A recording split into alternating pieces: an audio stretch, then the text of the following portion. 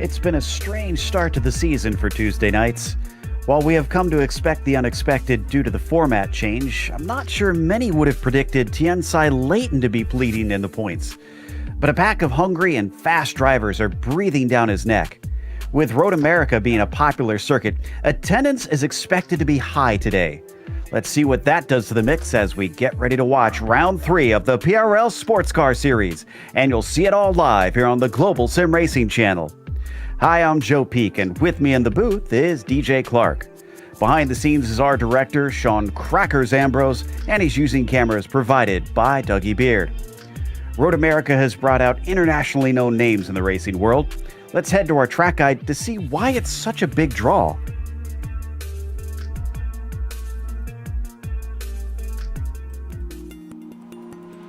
Welcome to Road America. Nicknamed America's National Park of Speed, it's easy to see why just by looking at how the track is laid out. Long straights are a major feature, and drivers will build up incredible momentum before they find themselves interrupted by tight 90-degree corners. In fact, for a 4-mile circuit, it has shockingly few turns. It also has little in the way of variation in layouts. The main course is only broken up once with a single chicane added in the bend version.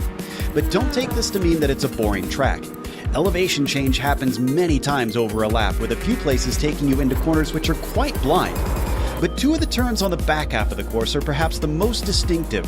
One is the carousel with its more than 180-degree radius. It just feels like it never stops. The other is the kink. Terrifyingly fast with very little runoff, it can end someone's race in a flash. As you'd expect, the heavy braking zones make for some ideal overtaking spots. Turn 5 sees plenty with its downhill entry. The hurried downs can offer drivers a chance at a sneak attack if you're brave, and then Canada Corner gives you one last shot before the lap is over. It's no wonder major organizations such as IMSA, IndyCar, NASCAR, and the SCCA all host major races here. All in all, many drivers rate this track as the best track in North America. Many who hop in the seat and try it can quickly understand why.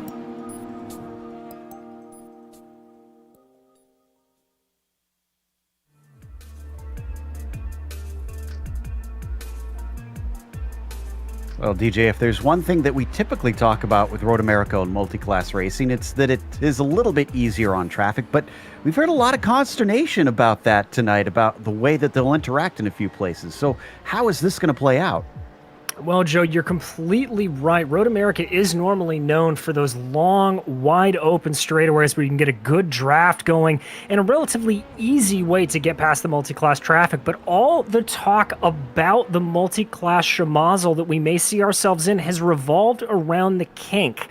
With some of the changes that iRacing has made on the GTEs, they are right on the limit going through that corner, and even getting a millimeter or two offline could potentially send those GTEs into the wall. So the LMP2 drivers have been advised to not force any GTE drivers offline throwing through the kink. Now that's going to slow down guys coming out of the carousel and headed down to Canada Corner, which is a very good overtaking opportunity. Some of the other good places to overtake will, of course, turn 5 down the hill, that left-handed braking zone. Always a good place to see it and always a good place to try it. Could maybe see a little bit of it into turn 1, but the light sort of brush braking 3rd, 4th gear corner that is, it's not going to be as easy. The danger zones for everybody on this track, though, as it always is, it is turn 6 all the way through the exit of the carousel, down through the hurry downs. That's a very tricky technical section, whether you are in those faster, light, agile LMP2s or the heavier GTEs. It's going to be a tricky area, and drivers are going to have to keep an eye out for it. Well, we'll keep an eye out to see if it causes any problems regardless, but today's race is brought to you by SimMSA. Simulation Motorsports Affinity provides many consulting services, from completely customizing simulators to managing teams, individual drivers, and complete events. They're working hard to bring everyone together at one place to support and promote sim racing internationally. Find out how you can bridge the gap between virtual and real motorsports at SimMSA.net. The PRL Sportscar Series is also brought to you by NinjaTrader. Ready to compete against the financial markets? Supporting over 60,000 users across the globe, NinjaTrader provides award-winning trading software and brokerage services. NinjaTrader is always free to use for advanced charting, backtesting, and trade simulations. Visit NinjaTrader.com to get started with a risk-free trading simulator and start tracking your performance. Today's broadcast is also proudly sponsored by ButtKicker. ButtKicker products add an incredible immersion and realism to any game. Feel every nuance and truly put yourself in the driver's seat. Check them out at thebuttkicker.com. Now, taking a glance at the championship situation for the LMP2 Drivers' Championship, as we mentioned, at the top, Tianxai Leighton with a third and a fourth place finish so far this season. Jeffrey Ooms as well, about 7 points back, with our two winners not even showing up in the top 5 in points. It's pretty close between Ben Laughter and David Duino, as well as a tie between Eisler and Calquin between 3rd, 4th, and 5th. So a very strange top of the order in the LMP2s. We're expecting that's going to likely change after tonight. As for the GTE drivers' standings, that one's a little bit more straightforward. Don Squirek has won the first 2 rounds, but Michael Ross has been chasing him. Only 6 points separating them, with Rafael Russo as well, holding on and threatening to overtake one of them if either has a bad race. Thomas Cope has been there or thereabouts, but needs to hustle a little bit more and find some pace to try and challenge for victories and podiums more. And EJ O'Donnell Lines rounds out your top 5 after 2 rounds. What about the team's championship here, DJ? Well, Joe, as you can imagine, with that topsy-turvy LMP2 standings, the teams is a little wonky as well, with Punto CL Racing Rojo led by Calquin and Cuero, who are 6th and 8th respectively. They're top of the points right now. Behind them, Vector by RSR LMP, that's Duino and Dunnigan. They're 4th and 10th in points. They're 2nd place. Behind them, Final Lap Racing, 21 points back. That's a pretty sizable margin, but if there's some problems up front, they may be able to close in. Dirty Torque SimRacing is back in 3rd, about 13 points back of Final Lap, and Punto CL Azul is 37 points back, but only 3 back from Dirty Torque, so definitely some room to take advantage there. Moving over to the GTE category, you can see we are in a dead heat for the top position. That's right, Vector by RSR, which is O'Donnell Lines and Lowendick, are tied with L1 eSports, which is Russo and Pime Jr., so very, very close at the top. Team Oblivion Racing, they're only 10 points back. That is within striking distance, so a very good 3-way fight for the lead there. Davidson Motorsports, 23 points back. They're a little far off. Same with Radical, who are 30 points off of the lead. And Jacobs Racing, they are a big 58 points back, so they're really going to have to put in their best time. As for today's race details, as we mentioned, there's been a slight format change. So while it is round 3 out of 10, and it is still the Dallara P217 and the GTE class cars, it is only 45 minutes now, and it is open setup. The other big thing is, look at that. You have a drive-through penalty at 10 incidents and a complete disqualifications at 15. So drivers have to be extra careful and clean in this series this season. They have a bonus point for fastest lap, pole, and 3 incidents or less. So you do get good treats for being good boys and girls out there on track. But obviously they very much keep it strict for the drivers as we get ready to watch qualifying here in a second, with just as getting some of the first laps in. Mauricio Cuero seems to hold the provisional pole on this first time across. He does indeed, and that is Cuero on your screen right now, the 79 machine. He has about 4 tenths and change over Jeffrey Ooms there, so a very, very good time. The leader in practice, however, Christian Eisler, was the fastest LMP on track. He sat back down in 4th right now, about a full second's back. So Squirek up at the top, and he was quick in the warm-up too. He was about a quarter of a second ahead of Moraes, who's right now in second. The bad news is, for those behind him, is he set his quickest lap with that sort of gap without any slipstream. But I just saw Michael Ross go to the top of the sheets in that GTE class. So the man that has been challenging Don these first two races in the races themselves appears to have something for him in the qualifying today. He does indeed, as we watch Lou Barreto come across the line there with a 2-minute flat .295. That's going to put him up on the charts. Ted Lowendick now making his way around that final corner. Very, very crucial corner. You want to carry a lot of speed out there, but it's very easy to get a lot of oversteer if you don't get it just right. Lowendick's going to cross the line here in a second. He's going to go with a 2-minute .66. That looks like it's actually not going to count. No, he's going to get 12th. He does get one on the board. Guerrero still holds that provisional pole, and he's crossing the line now. Is this one quicker? No, actually, he set the same time to the thousandths as his first lap. Now that is fascinating. Not something I think I've ever seen from a driver in qualifying before. Ooms doesn't improve that time either. Our championship leader stays in 6th. Now, as we mentioned, he's not known for his speed, but he's just been consistent in these first 2 rounds. So we'll see if he can maybe get himself a little higher up as Duino actually qualifies behind him in 7th. He does indeed. Here comes Arnaud Genet coming across the line. Obviously, that big rise in elevation, such a great part of this track. Genet able to go a little bit faster there with a 2-minute .053. That's going to bump him up to 6th place. Here comes Mannion across the line as well. Philippe looks like he's not going to improve. Now, this surprises me. We're seeing few drivers manage to go quicker on the second lap, which, from what we've seen in the last few builds, the tires tend to get up to speed about the second or third laps, the ideal temperature. So I'm not sure what's happening here.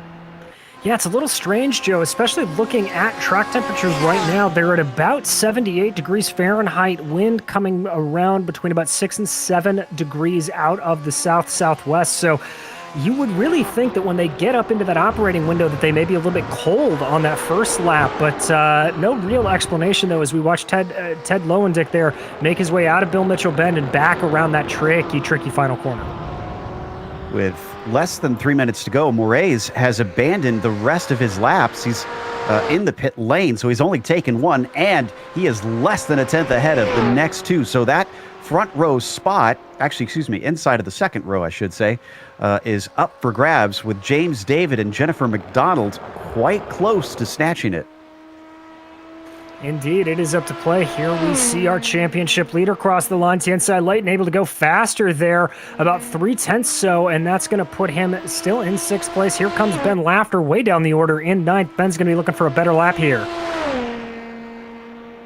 Looks like, just a 10th off for him as Duino crosses, and he does go faster by about half a second, but he's only up to 6, overtaking Leighton, who's going to have to continue around again on his 3rd lap. And last, I think that he'll be able to complete, as we're running out of time, and they do not get to complete flyers in this style of qualifying session. Genet is not going to go faster than his 2 flat O, so he'll stay in 7th position.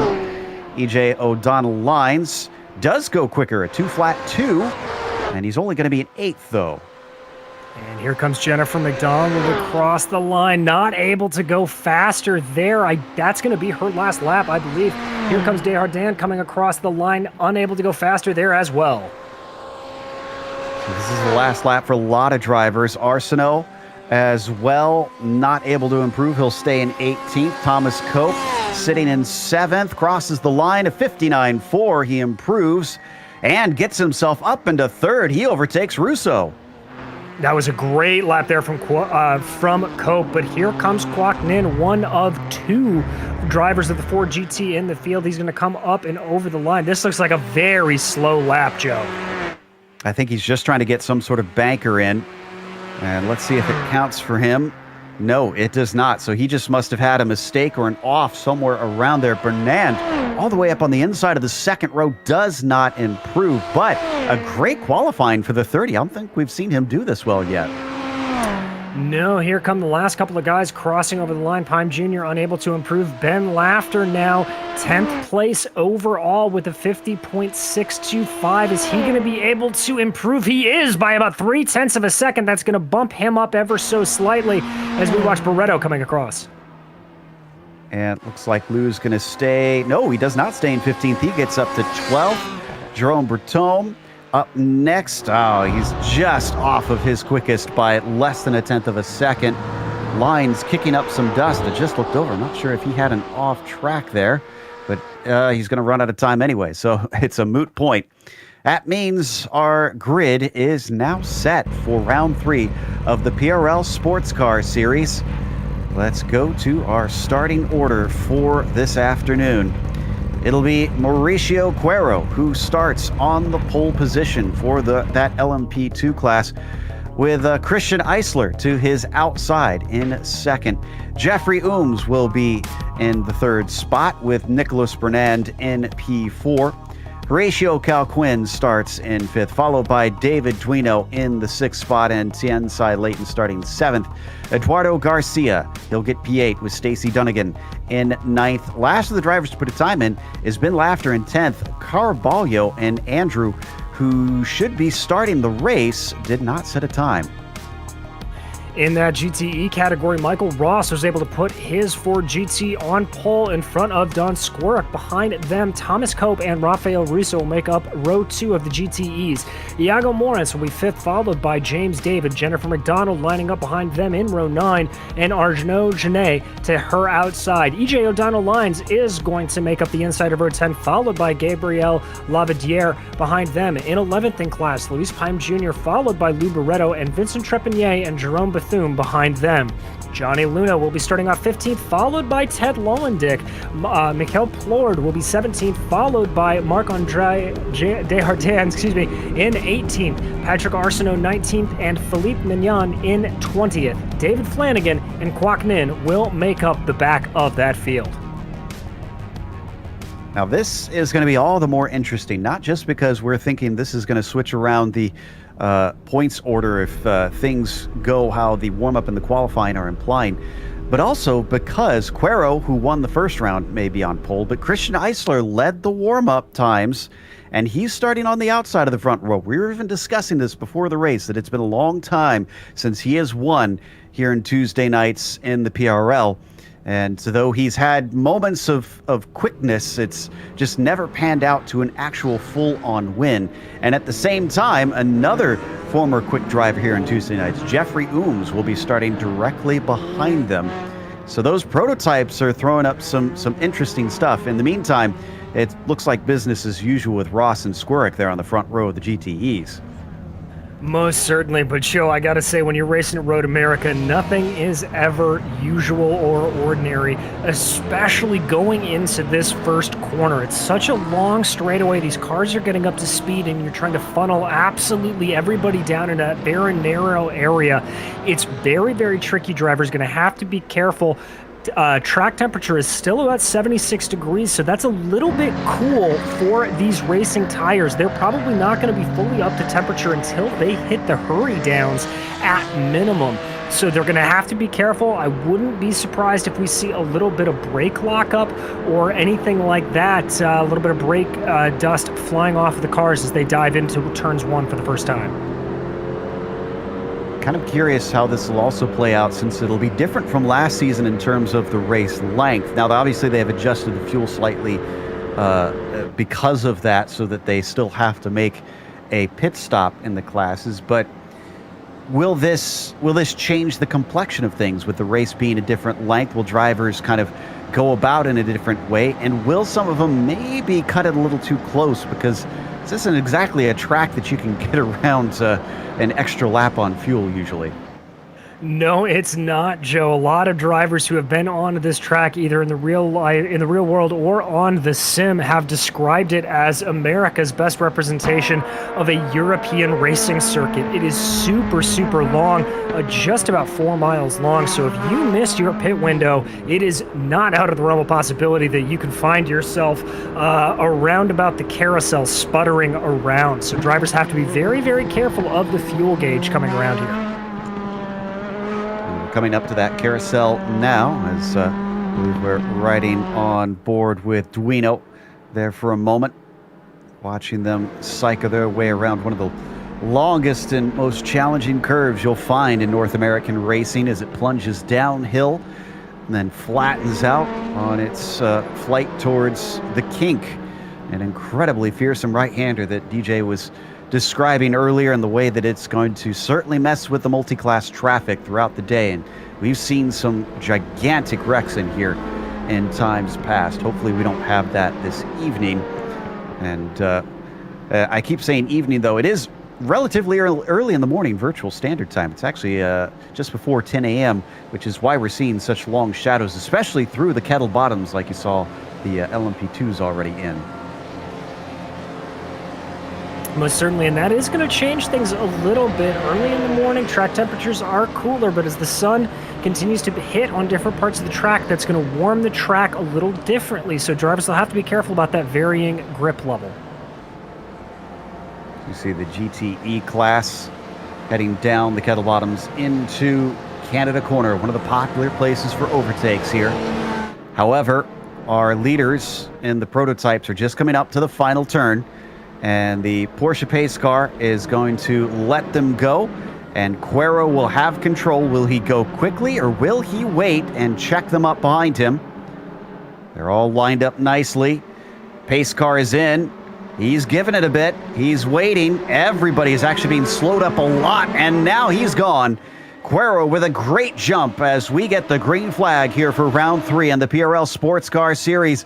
Jeffrey Ooms immediately covering off to the racing line as Christian Eisler loses that second place, almost 3 wide behind them.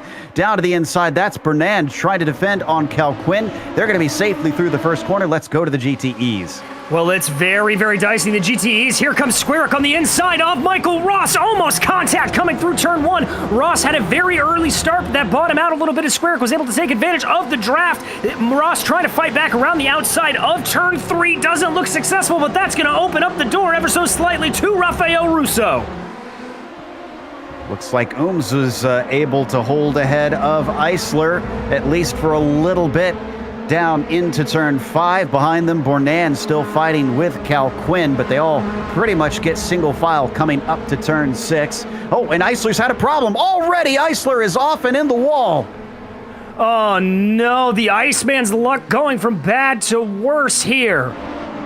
Something about his races just don't seem to go his way. Well, whether it's his fault or someone else's, as we take a look at our GTE class leaders, looks like Eisler's been able to take off before they get there, so they did not run into them. It is Squarick ahead of Ross with Russo chasing, and Jennifer McDonald having one of the best races we've seen out of her within the top 5 right now. She just had an absolutely stellar start, was able to get up a good draft down the front straightaway, and now is tucked up trying to get a pass on Rafael Russo, but Arnaud Genet not making it easier for him. Oh, big off there in the back. I believe that was Cope. That was indeed. He was 4 wheels in the grass out of the kink. He's going to be overtaken by James David because of that error, but David goes deep into Canada Corner and hands it right back.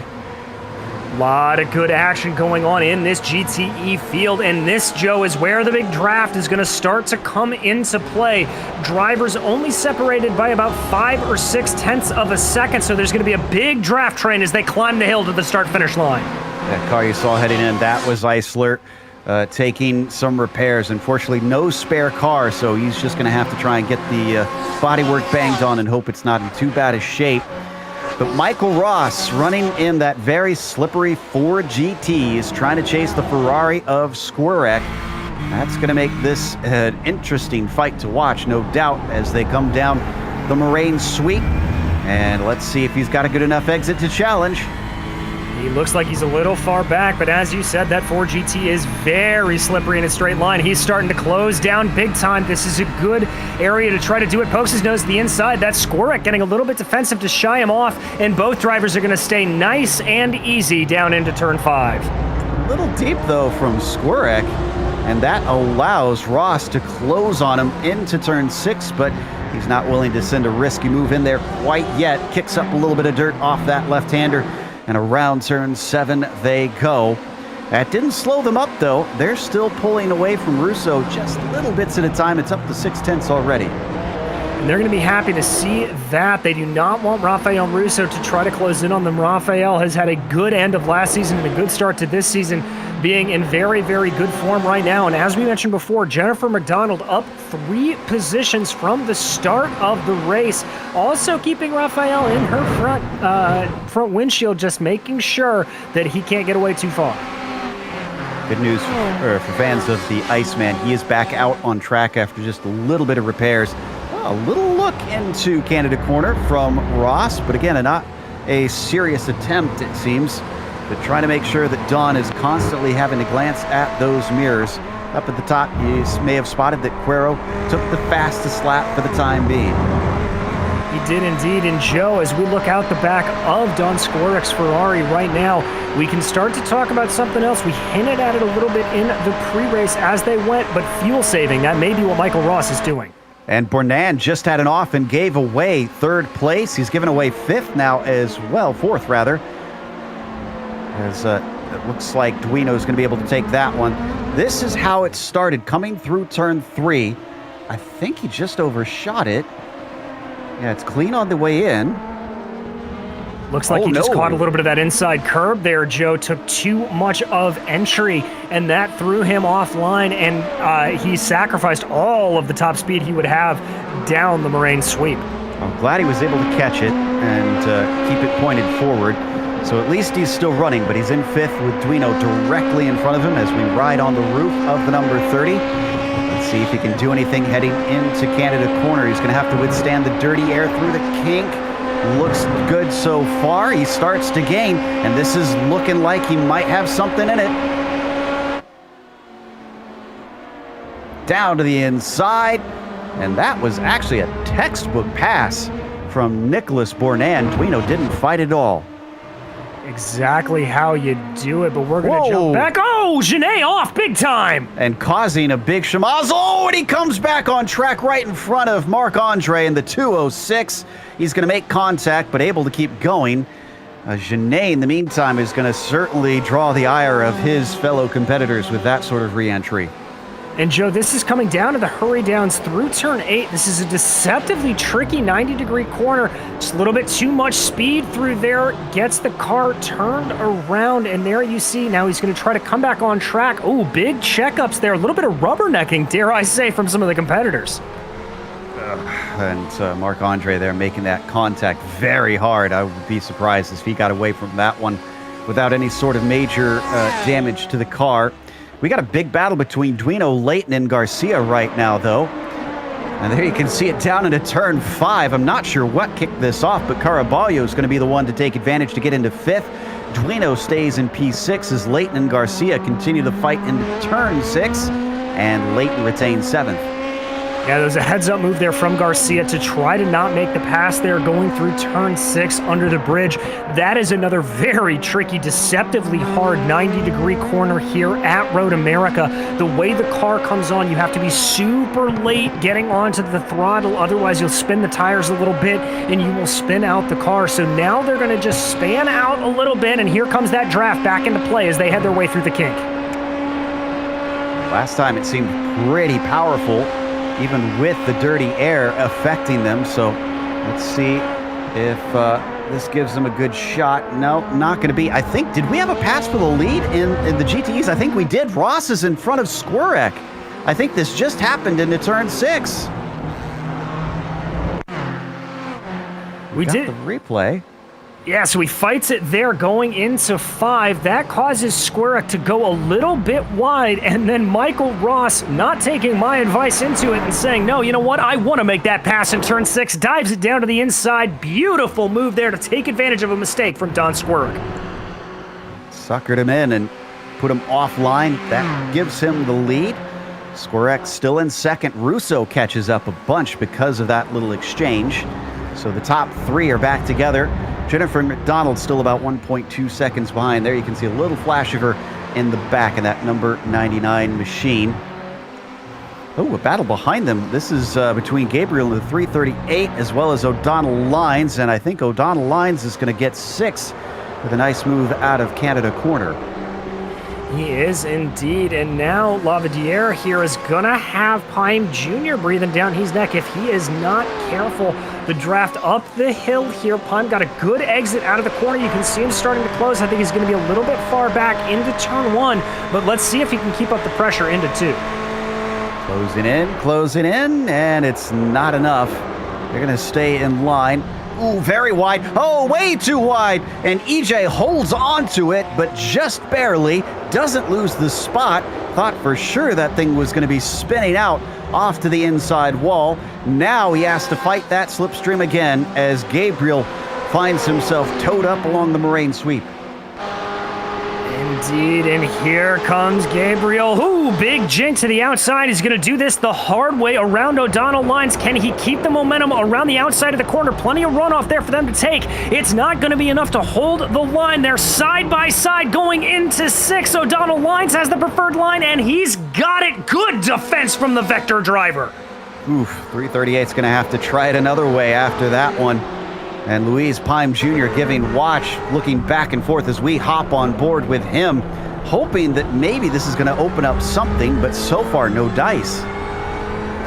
None at all, but doing a very, very good job is Pime of just sitting back and waiting. The worst thing you can try to do when there is a battle in front of you is force the issue, maybe try to take it 3 wide. That is not going to help you at a place like Road America. It is much better to sit back, wait, and be patient. And I think I see Curlin Andrew in the LMP2s pitting. This is awful early, only 10 minutes in. I'm not sure he's even within the pit window.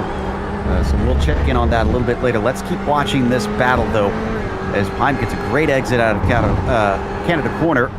Still chasing on Gabriel. Lavadier finds himself putting a couple wheels into the dirt coming out of Bill Mitchell Bend. This allows the 33 to get ever closer, and now he knows it. He stays right in the tire tracks of that 338 BMW and reels him in hand over fist.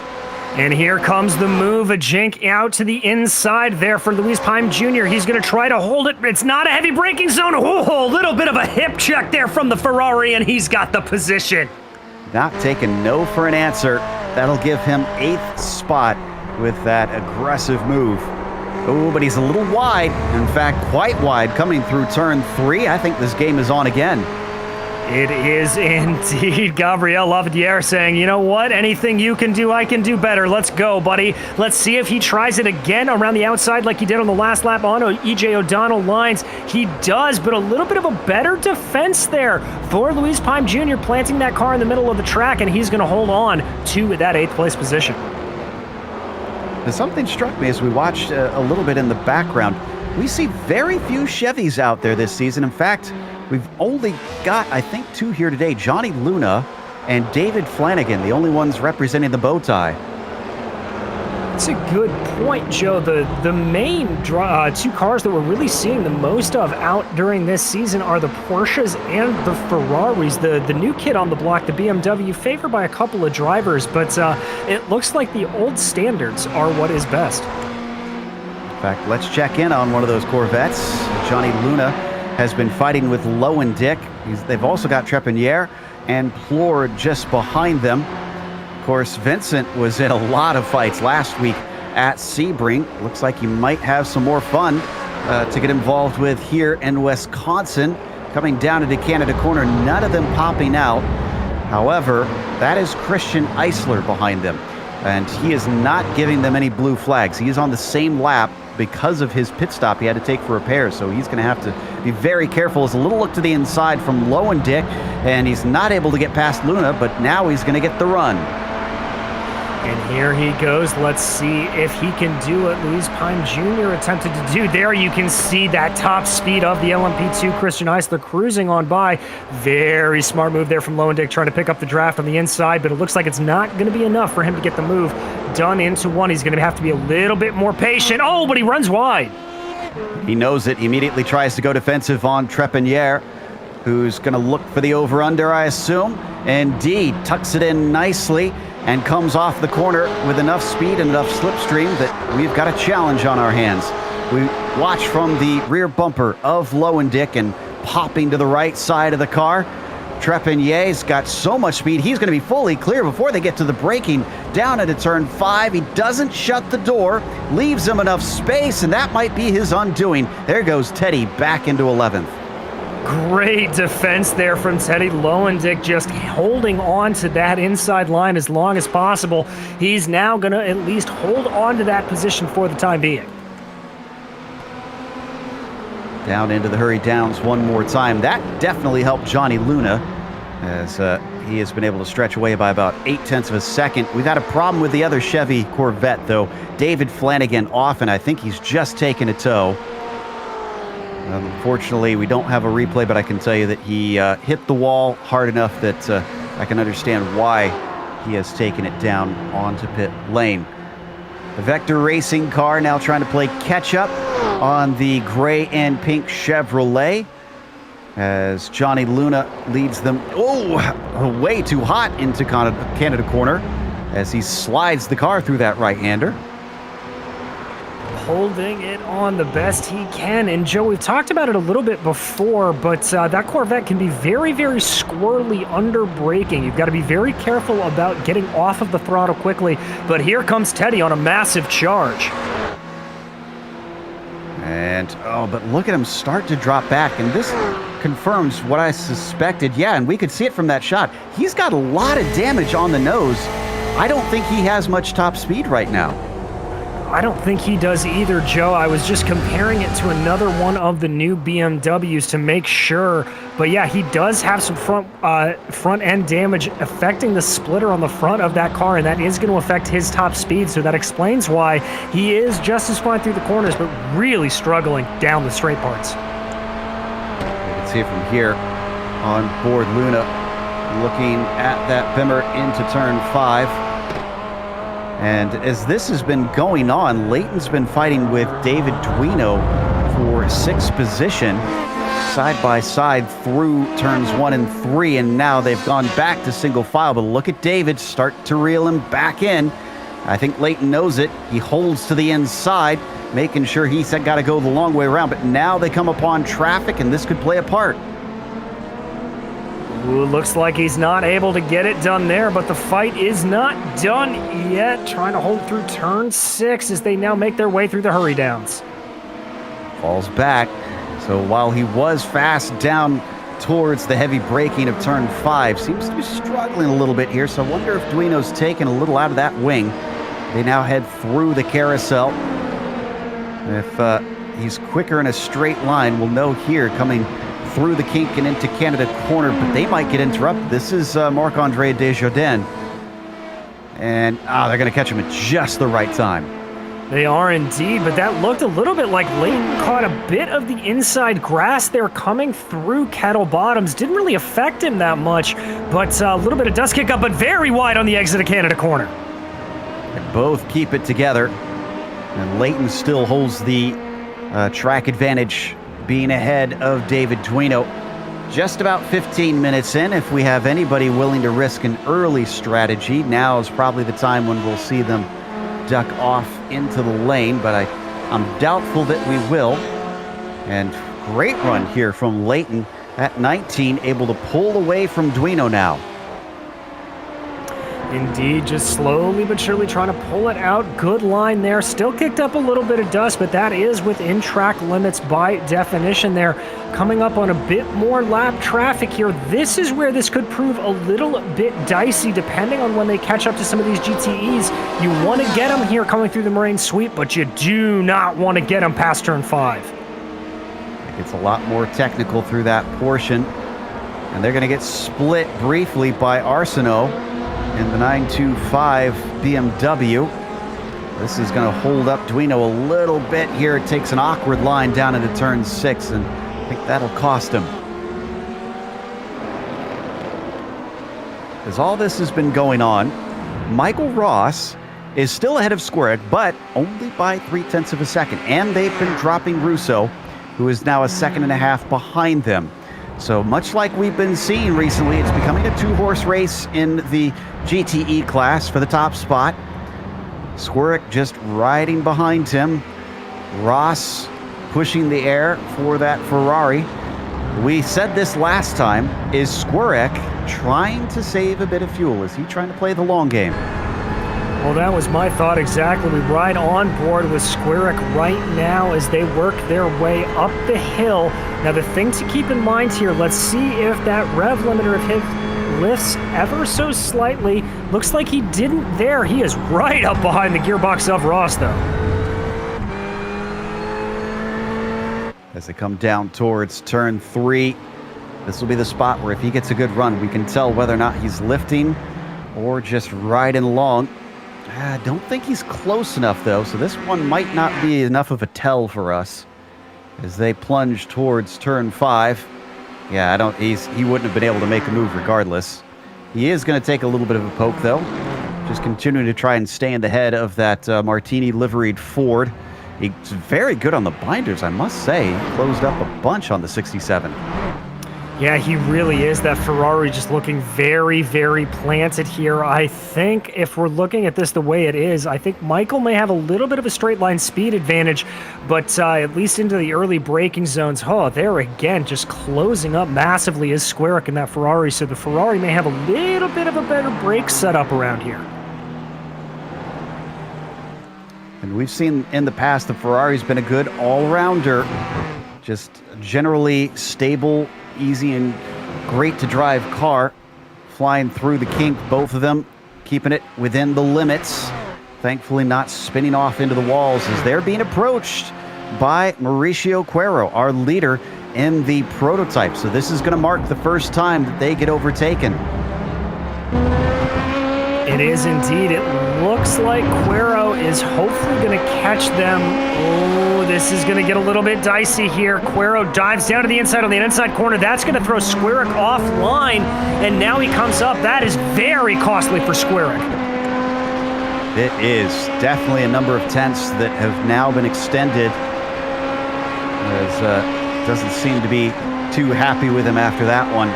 And that surprises me a little bit because Cuero was relatively far ahead of Jeffrey Ooms. I don't think he really needed to hustle too much, but I mean, it's always easy for us to say from up here. Very much so, Joe, and I do understand there, Cuero. You're coming up to that corner.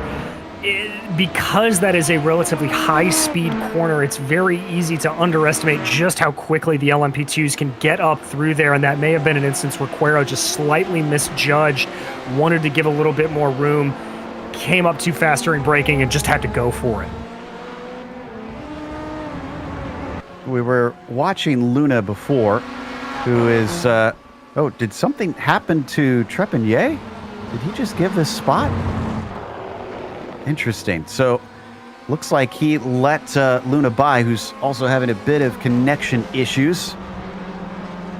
But Trepanier now down to 13th, with Luna getting a good run up the front stretch. We're getting close to the halfway mark in this race. We are, Joe, and I'm going to be expecting pit stops to be happening within about the next 8 minutes or so. That's normally when we see it. Traditionally, I would imagine the LMP2s are going to come in first, and the GTEs can make this last a hair longer. But then again, we have seen a couple of times over the course of this season that it's just a little bit of a free-for-all, everybody coming in on the same lap. I'm expecting, honestly, a lot of drivers taking a similar strategy here as Ross finds the likes of Horatio Calquin all over his gearbox now, and Calquin has Bernand catching up very fast because of him being checked up there. So that brought the battle for the final step on the podium together in the LMP2s. It did indeed, and now it is very much starting to get a little bit hot. There you see as Ross tries to pick up a little bit of the draft from that LMP2 in front. Now, Bernand got within about a car length of Horatio, but didn't attack him that time. Maybe he wants to... Oh, and he touches the grass on the way in. Bernand is off. Instead of looking at a podium, he now falls well down and might not even get back until 8th position or worse. Here's the incident. I think he was just an inch off and clipped that grass. Yeah, there you see it right there. Oh, Joe, I have been there. That is one of the most difficult things to accept in the world. You are just a fraction of an inch too far to the left, and these LMPs, they do not like this grass, and it just spun Bernand around.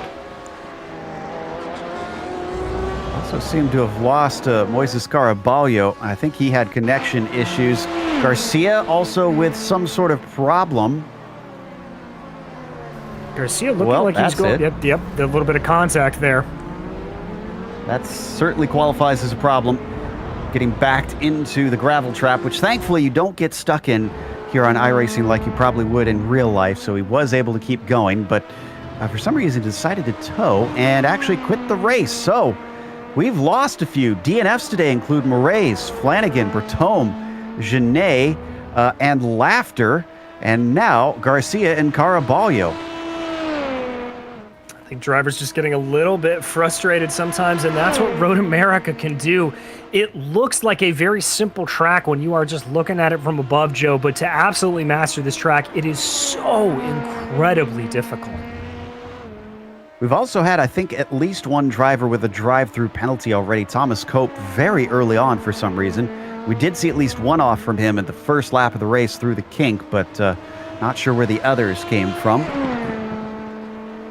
As we continue to watch the leader of the prototypes, we now switch over to Ross, and Squirek gained a lot in this last exchange. I think some of the traffic may have helped him there. It was about half a second between himself and Ross, and now he's got a great opportunity as Ross is put offline by Dunnigan. They're going to go side by side, and Squirek doesn't have the speed. He's got to duck in back behind that Ford GT and try to pick up the pace, and right behind them, that's Curlin Andrew. Are we going to go 3 wide? No. Andrew's going to have to back out as he's watching a battle for P1 in the slower class. Wheel to wheel down through turn 5. Squirek can't hang. And you see him fall back into line there. Ross getting a little bit defensive. Very, very heads up. I want to give massive credit to Curlin Andrew there for not sticking his nose into that battle. But now it looks like it's starting to fan out a little bit. And Andrew trying to get by again, and Squirek going, I'm in a race here, man. Come on. He's got to wait patiently, though. Curlin's got nobody around him right now, and looks like he may have already taken his scheduled pit stop. And still doesn't try and go around the outside of the carousel. He should at least be able to get one, and no. He's holding back big time. This is Bernand behind him that is approaching, who is not on the same lap, so it's not for position, but certainly going to hold up Nicholas. Oh, and that's going to hold out Squirek ever so slightly, but he's able to keep it. But look at all of that time he lost up to the leader in class of Michael Ross. Big gap now opens about 0.7 of a second. I think it's going to be paid back, though. Look at this, as they're going to have to pinch down our leader, Michael Ross. And it did slow him up a little, but not a lot as they swing on either side of him. And Bernand and Andrew finally leave them alone. But you're right. 0.8 of a second now that Squirek has to make back up.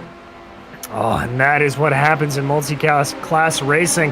I appreciate Curlin trying to do that and hold back, and then just when push came to shove, nowhere to go, but we're going to jump back in the field.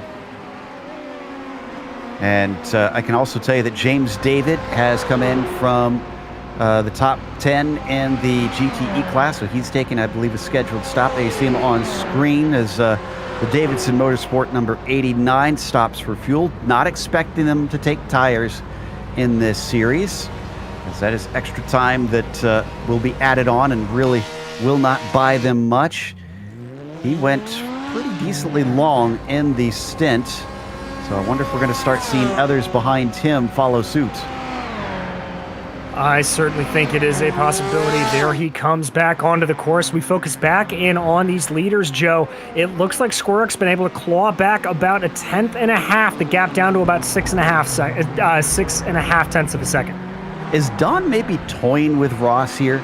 The way he keeps gaining back that time and getting up to the back of him, it seems like he's got better pace, and I wouldn't expect this to be a track where he has difficulty trying to overtake. Well, I think that may be it, Joe. I also think that it may be a situation that we've seen that Ferrari stall out a little bit when he tries to pull out of the draft. We've not seen him really get an effective slingshot. And I think whether by setup in that GT by Michael Ross or maybe just by the car's very nature, that the GT's got a little bit more straight line speed, that SquareX just having problems when he gets out of the draft and it gets that wall of dirty air that he's just not able to get the move done.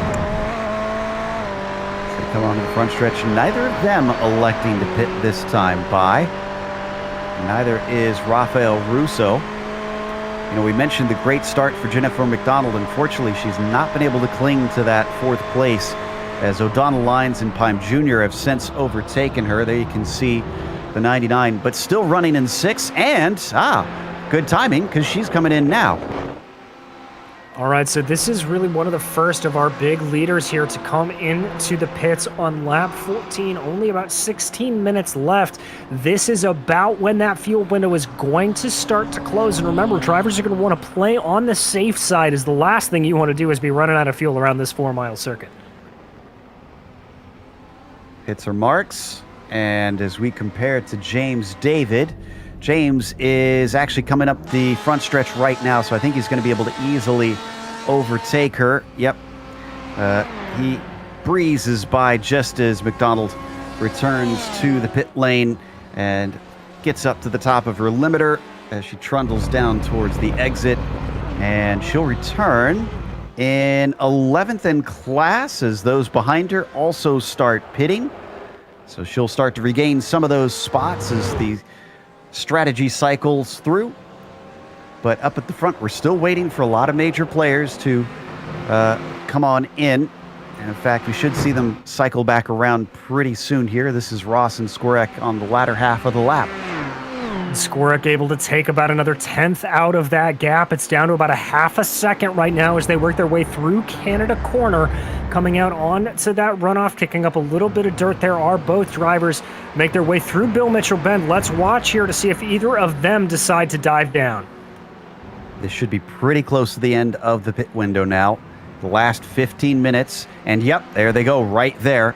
Ross and Skorek both in together. Russo in behind them as well. They've left the next car back quite a ways behind. That's O'Donnell Lyons, 13 seconds back in the 4th position. So we're not going to see him for a bit come up the lane here, as all of them looking to spot their pit stalls and get it nice and clean. And Joe, I can report that everybody all the way back to 8th place, Ted Lowendick, have decided to come into the pits. That is absolutely everybody. So I think this is the end of the window. And no change between the pair of them. Ross out ahead of Skorek. Russo back out in 3rd as well. So nothing dramatic there. And in fact, the distance between them looks pretty similar to what we saw on the way in as well. None of our LMP2s, no, I take that back. Some of our LMP2s are pitting. Cuero is in, Ooms is in. Is Cal Quinn following suit? Yes, Cal he Quinn's is. Coming in.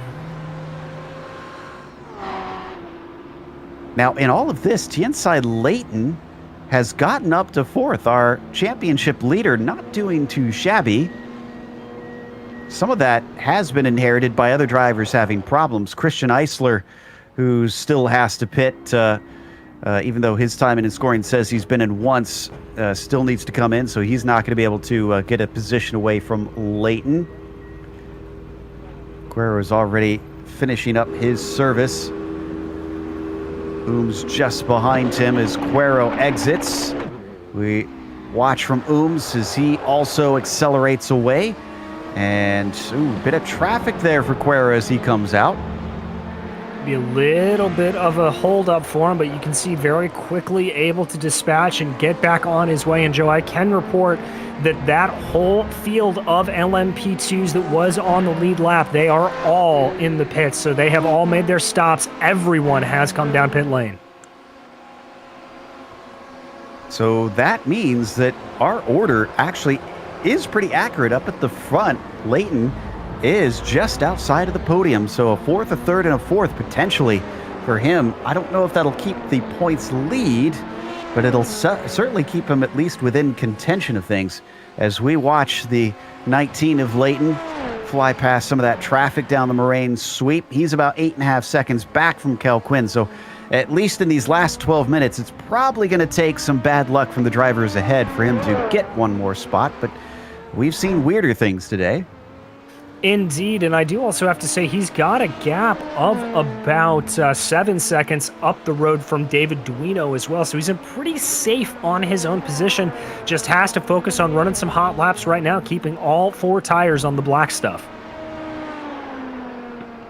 That pit sequence separated a number of our battles. It seems that a lot of the drivers aren't relatively close as they once were. We do have something for 8th, though. Lou Barretto being chased by Lavidiere and Lowendick. This is in the mid-pack of our GTEs. And there you can see Barretto in the red and white Ferrari, trying to see if he can keep Gabriel at arm's length. Well, I can tell you for sure that catching that little bit of exit on, a little bit of dirt on the exit of turn 3 there is not going to help him, but it looks like he's got it relatively contained. I do have to say Lowendick also looking very good in a 10th place position. He's only about 0.6 of a second back from Lavidiere. We ride on board with Teddy right now. We had an issue with David Duino. And, this actually involved a wrecked car. This starts with Plord in the 27. This is about 40 to 50 seconds ago into the kink. Let's see if we can pull this up. So Duino's going to come upon a car that's off to the side. Plord actually went for a roll and then gets stuck on the Armco. This causes a checkup for, I'm trying to see who that is in the That's Ford Nin. there. That's Kwok Nin. Oh, no. And, yeah, Duino just found himself in the wrong place at the wrong time. So let's see what Nin saw to cause him to slow up so much and lose control of the car. As we come back live, I think that is race over for Kwok. Now, did Duino come into the pits? Yeah, he's back in pit lane for a second time, taking repairs, so that must have been severe damage for him. And, of course, Plord, from what we saw of him, he is absolutely out of this one. Yeah, most certainly. And a very disappointing day there for David. You can see him getting repairs. But we're going to check back in on that battle for 8th as it's heating up in the GTEs. Ooh, and unfortunately, they're going to be interrupted by Eisler. And that actually allows Lowendick to get by Gabriel with a smooth move down into the first turn. It's not done yet, though. Look how close behind the 338 is. That Bimmer trying to accelerate away, and we know that Teddy is limping in a straight line. I think this might be easy meat for the 338 car.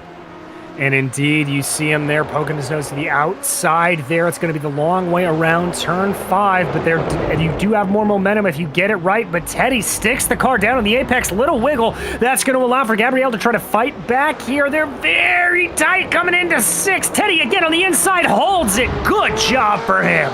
He wasn't giving that one up. That'll give him 9th place. Can he run down Barretto after that, especially considering his lack of straight line speed? He might actually have to play defense after this, if anything, rather than trying to attack.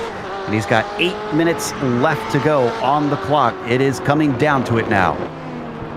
It really and truly is. You can see a little bit of separation there as some LMP2 traffic is going to give Ted Lowendick some breathing room from Lavidiere. He's going to be very thankful for that. Ooh, a little bit offline through the kink. That's very scary for Ted Lowendick. That was Cuero, too, who was certainly risking life and limb for a moment. But the car stays whole. As the leader in the LMP2s leaves them be in a bad corner through Canada corner for Lou Barretto. And Lowendick is now right on top of that number 20. All he needs is a great exit out of the final turn. Well, look how much wider of an entry he had there. He's able to carry so much more speed, but this is where that straight line speed disadvantage is going to come back to hurt Teddy. He is just going to have to be quick on the binders and hope here. You see Barretto getting very defensive almost all the way up against that pit lane. Ted now works his way to the outside, and Barretto goes back to cover him off.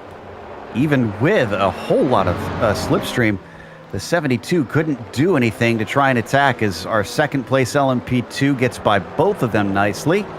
So the battle can go on without interruption. Once again, he looks much better off the turn.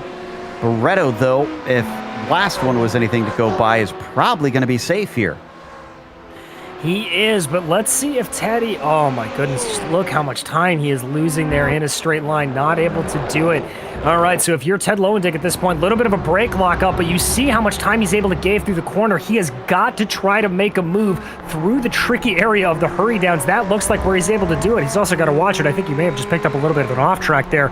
Both tires off of the curb. Yeah, let's not forget that only 10 incidents will get them a drive-through penalty, which will certainly put a squash on this battle here that we're witnessing on track. Down through the carousel one more time.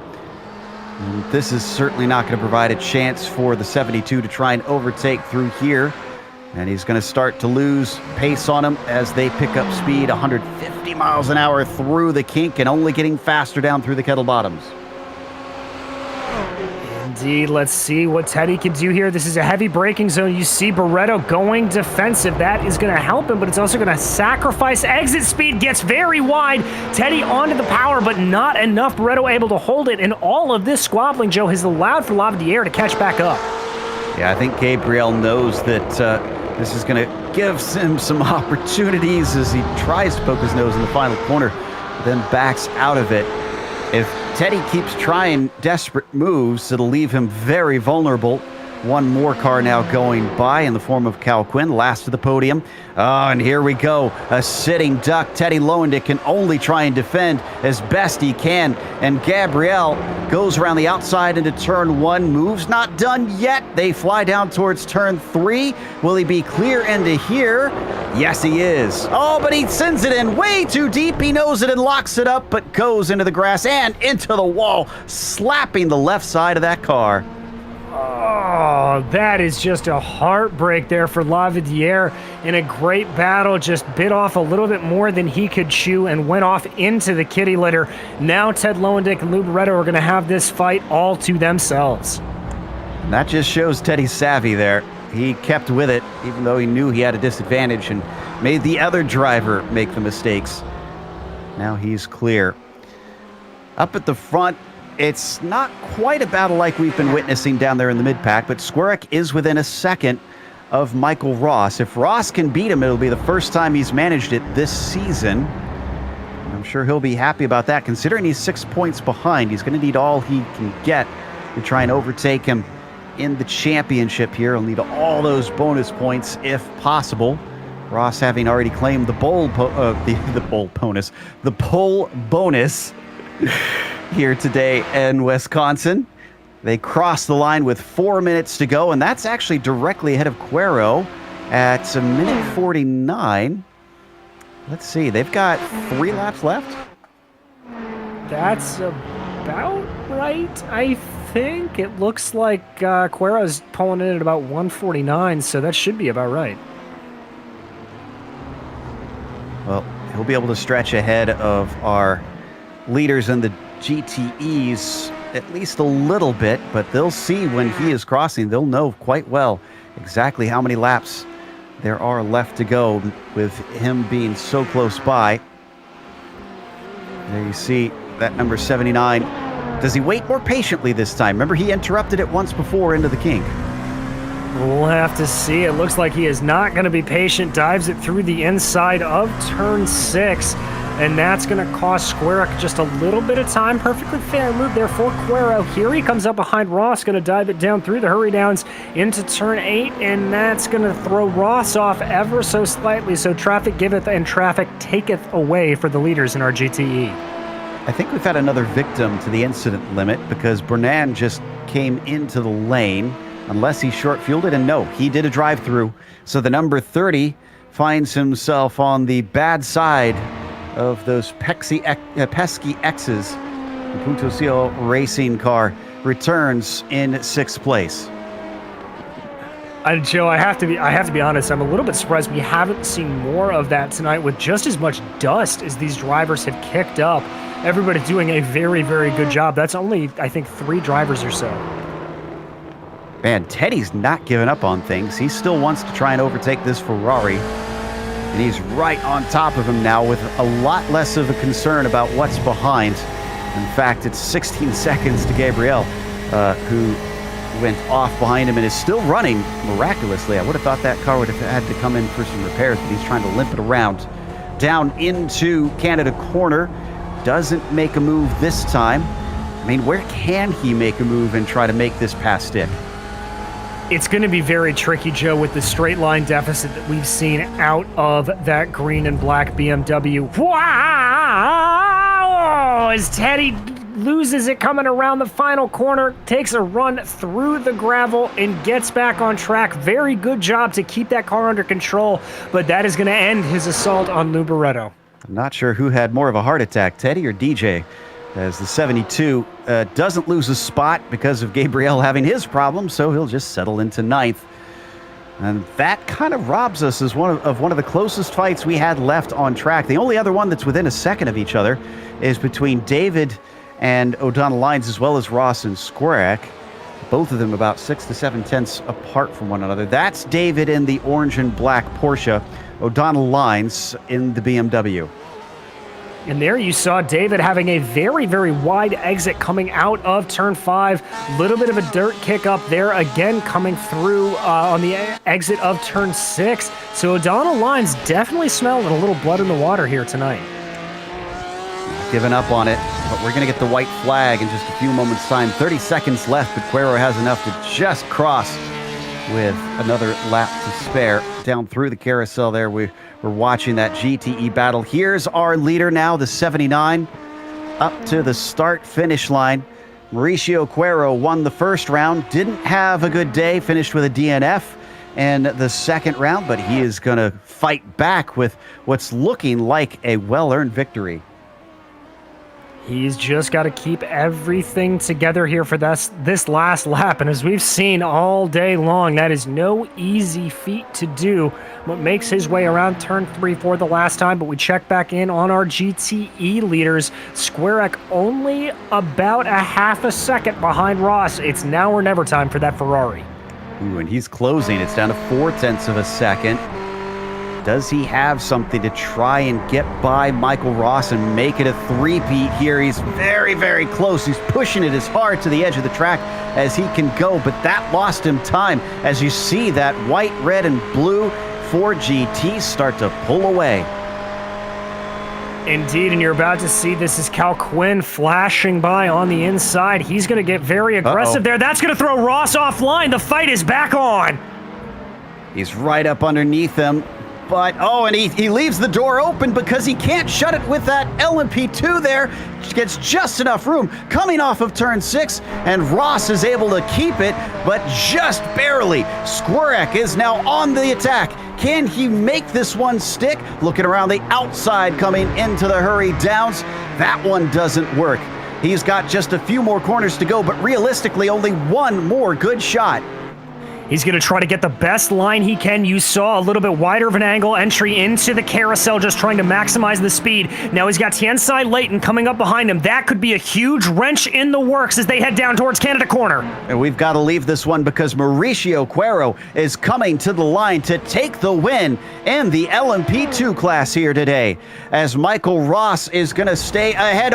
There was contact between Ross and Skorak coming through. That right-hander is behind. Poor Tiensai Leighton is just sitting and waiting, hoping that this clears up without taking him out of the final turn. All Ross has to do is get the exit that he wants, and he does, as Michael Ross is going to be the first to finally pull one over on Skorak, even though it had to come to a little bit of hard-fought battle. As he goes slow, though, did he run out of gas? He still won the race, but my goodness! That was 1/10 of a second between them at the line. What happened there? That was bizarre. Just a single car length separating them as they crossed. That was very, very bizarre, unless he got some sort of slowdown penalty that he had to serve. Here we go. They're coming up the hill here. Yeah, I'm not sure what it is that caused Ross to slow down so much, Joe, but oh my goodness gracious. Unbelievable finish. Came all the way down to inches from the line. As we take a quick break here on the Global Sim Racing channel, we'll come back with the unofficial results as well as driver interviews, so don't go away.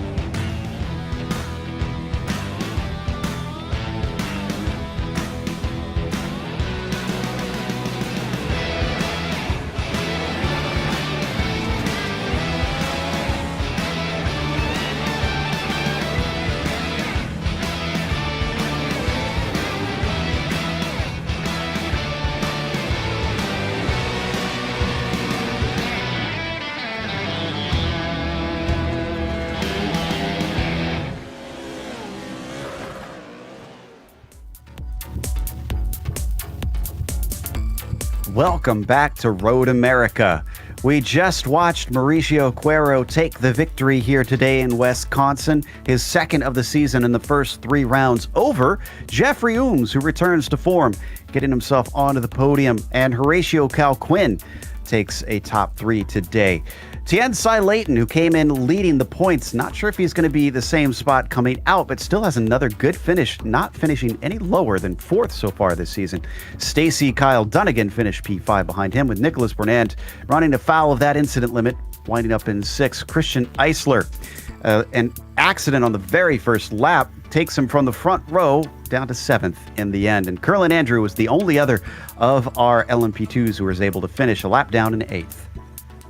In that GTE category, Michael Ross was able to pip Don Squirek to the line in one of the best battles we have seen in this series in a very long time. Those drivers finished winning 1-2, with Rafael Russo rounding out the GTE podium. Behind them, James David came home 4th, and EJ O'Donnell Lines rounds out your top 5. Luis Payne Jr. in 6th, and Jennifer McDonald had a great start to the race, but fell back a little bit as the race went along to come home 7th. Lou Barretto was able to hold off some very aggressive assaults from Ted Lowendick, who had that off track that we saw, as he finishes in 9th, and behind him, Gabriel Lavadier in 10th. Patrick Arsenault was in 11th, followed by Marc-Andre Desjardins in 12th. Vincent Trepanier in 13th, followed by Philippe Magnon in 22nd overall. David Duino, one of the LMP2s that had a little bit of problems, he finishes there 23rd overall, with Johnny Luna, Thomas Cope, Kwok Nin, and Michael Plord rounding out the finishers. Looks like we have our second place finisher ready to talk to us, Don Squirek. Don, it was very nearly a three-peat to start off the season. If that finish line were about 100 feet farther down, I think you may have had this one. Yeah, well, I think he lifted off a little bit there at the end to make it a little bit closer. I don't think if I had another lap, then maybe. I think I might have had a little bit more pace, but that Ford is just so quick in a straight line. I tried trimming out my car as best as possible, but yeah, there was no making that gap. But yeah, it was really tight, fair racing. There was a little bit of contact towards the end when some traffic was getting involved, and I was trying to see whatever I could throw at it to make it work. But yeah, good race to Ross. Well-deserved win. I'm sure he's sweating a little bit after that one. I'm curious to hear what he has to say, because from our perspective, it sounded like he sputtered to the line. We thought that he actually ran out of fuel to finish out that race. Even still, a first and a second is a phenomenal way to kick things off. And clearly, you seem to have quite a knack in these GTE cars. What do you think about them suit you so well? I've always kind of just got along with them well. I love the fact that they don't have ABS. Much more so than the GT3 cars. It's kind of an area where I tend to struggle. But yeah, the lack of ABS, decently high downforce, but you still have to kind of drive these cars a little. So yeah, and practice. Speaking of practice, next week heads us off to Long Beach, which is going to be quite interesting with both classes out there at once. How do you feel heading off to one of the more difficult street courses here on iRacing? I feel pretty good. I'm pretty sure Jesse has a pretty good set lined up for me. So that gives me a bit of confidence of nature with the multi-class racing there. We'll see how that fares. And I don't think that straight line of a Ford is going to be able to help Ross too much there. So hopefully that'll be nice. That's a fair point. Well, we'll keep an eye out for you, and congratulations on another podium. Thank you. That was Don Squirek, who took second today, as DJ is now caught up with Rafael Russo, who took third. Rafael, a great run for you, although it looked a little bit quiet, to be honest, after about the first 5 laps. Yeah, man. First of all, congrats to all the drivers, especially Michael, for the win. My race was pretty quiet after the first 5-6 laps. I messed up at the quali because when I was finishing my first lap, I made a mistake and crashed the car, so I had to return to the box and had only 1 lap to do. So I did a very conservative lap. So I messed up, but I didn't have pace to follow Don and Michael at this track like I had in Sebring. So I just tried to keep a good pace and open a good advantage from the P4. After the pit stops, I had an opportunity, but I messed up locking the brakes at the forest. It's the Canada corner. So after that, I was too far away from the guys, and I was just watching the fight over the relative. And now I watched the last lap, and was amazing. And Michael was a warrior there, man, because Don hit him twice at this final lap, and he was so brave holding the car in the track and keeping the first position. So this was amazing from Michael. He needs all the congrats. Well, I can tell you that we were hooting and hollering about it. It was a heck of a race to watch. Yeah. But completely changing circuits, we head to Long Beach next. Obviously, a very, very different track. We just heard Don talk a little bit about how the Ford just seems like it was unable to really be beaten in a straight line. Obviously, not so many straights around the streets of Long Beach. Yeah. Do you think that's going to come back in favor, you guys driving the Ferraris, or how do you see it playing? Man, I believe the mainly plan of everyone is to do a good quali and start and as far as I can in first place in the best position as possible, because it's a track that is hard to overtake, and also it's a really difficult track So we can see some crashes, and if you start in the back of the grid, for example, you can suffer from some incident. I don't know. I think it's a track that the drivers will try to focus on, do a good quali, and also try to do have a good pace, but without being so aggressive, because it's a street track. So any mistakes, you crash. So it will be really, really hard. I think the most harder round of the season. So with that in mind, does that change for you any of your preparation going into it? I mean, obviously the mentality is going to change a little bit, but are you focusing maybe a little bit more on, doing long runs or doing quality runs? How does your preparation change with such a different mentality change? Yeah, usually me and my teammates, we focus on doing long runs. Of course, we do the same for Long Beach, but also we need to focus on a good setup for quali, because it will be very important. So we have to remove a little bit of the long run preparation, but we need that preparation or we are going to, I don't know, mess up in the race. But we need to focus a little more on the quali setup preparation. So it's basically that. But the start position will be very important at Long Beach. Well, we'll be watching it for sure, Rafael, and wishing you the best of luck. But before we let you go tonight, anybody you'd like to thank for your third place? Yeah, of course. You guys for the amazing broadcast. I believe that I will watch now, but you always do an amazing job. And for all my teammates, and especially, and this is not so good to talk, for all the Brazilians that are suffering here with the pandemics. We are in the most tragic days of the pandemic, so it's I think we need a little bit of hope here. So that's it, man. That's it.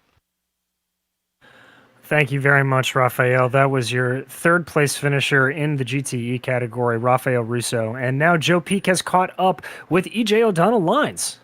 Absolutely. And EJ, it looks like, other than a lot of fun and the first couple laps and a fair bit of pressure to try and attack David in the last few laps, you seem to have a quiet day out there. Yeah, it was definitely an exciting first few laps with people kind of making mistakes here and there, and then I had to fight really hard to get past Gabriel. I had a bit of a rough qualifying, and I knew I was faster than him, but he was running a low downforce setup and I was a higher downforce setup, so every corner I'd catch up to him, but he'd just pull away down the straights. So I had to wait for him to make a little mistake and then defend like crazy just to keep him behind me, and then was able to pull away. So it was a lot of fun though. It looked like a lot of fun from our perspective. Obviously, with a fourth, a fifth, and it looks like a sixth place so far. You're kind of hovering around the same positions. Do you think this is pretty much what you can expect for most of the season, or do you have aspirations of actually getting on the podium?